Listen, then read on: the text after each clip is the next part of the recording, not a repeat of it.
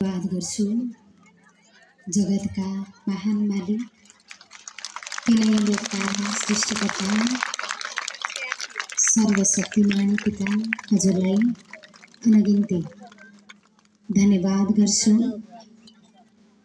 यीशु मसीहको नाउँमा त्यसैगरी आजको यसै महिमाको सभाध्यक्ष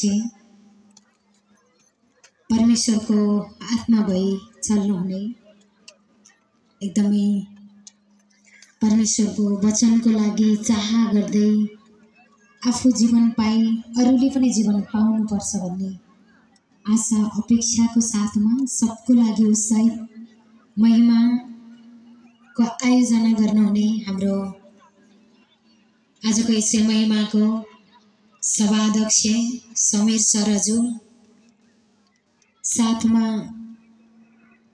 17 वर्षसम्म लडेको मान्छे परमेश्वरले उठाउनु भयो, जीवन दिनुभयो।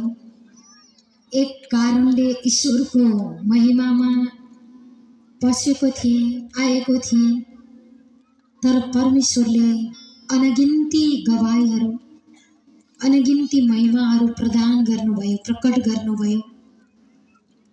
त्यो गुणलाई कति भुल्ने पनि हुनुहुन्छ, तर त्यो गुणलाई हर समय हर वखत हृदयमा राख्दै परमेश्वरमा बढ्दै गर्नुहुने हाम्रो सम्झना म्याम हजुर, नानीहरू, बाबुहरू, सबै परिवार हुनुहुन्छ समस्तमा।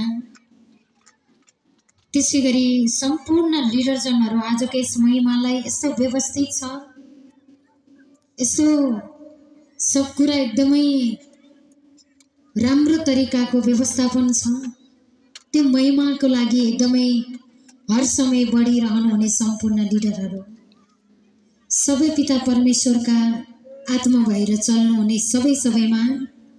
त्यसैगरी प्रमुख अतिथि आज साथमा त हुनुहुन्न, उहाँलाई पनि धेरै धेरै पिताको आशीर्वाद, विभिन्न स्थानबाट उपस्थित रहनुभएका शाखा प्रमुखहरू, शाखा उपप्रमुखहरू, केन्द्रीय लिडरहरू, शाखा लिडरजनहरू, सुरक्षा विभागमा खटिनुभएका सम्पूर्ण व्यक्तित्वहरू, विभिन्न सङ्घ संस्थाबाट उपस्थित रहनुभएका सबैमा एकै मुष्टमा शिर झुकाएर नमस्कार गर्न चाहन्छु।